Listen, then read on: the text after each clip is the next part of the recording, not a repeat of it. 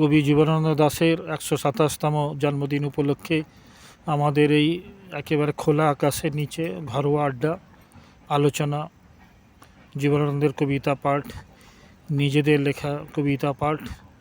এখন আমাদের মধ্যে আমাদের তরুণ কবির লেখকের কবিপত্নী তৃষিতা ঘোষ আছেন।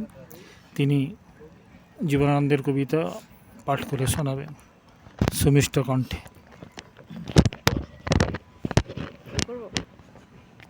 একটাই বলছি না দুটো ওরা দুটো করছে। তো জীবনানন্দ দাশের বনলতা সেন কাব্যগ্রন্থের অন্তর্গত একটি কবিতা পড়ে শোনাচ্ছি। কবিতার নাম হচ্ছে ঘাস। কচি লেবু পাতার মতো নরম সবুজ আলোয় পৃথিবী ভরে গিয়েছে এই ভোরের বেলা। কাঁচা বাতাবির মতো সবুজ ঘাস, তেমনি সুঘ্রাণ, হরিণেরা দাঁত দিয়ে ছিঁড়ে নিচ্ছে।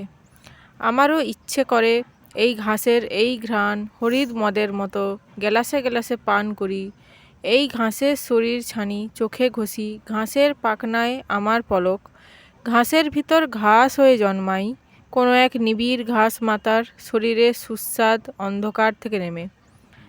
তারপর আরেকটি কবিতা জীবনানন্দ দাশের বলছি, বুনো হাঁস। প্যাঁচার ধূসর পাখা উড়ে যায় নক্ষত্রের পানে, জলা মাঠ ছেড়ে দিয়ে চাঁদের আহ্বানে।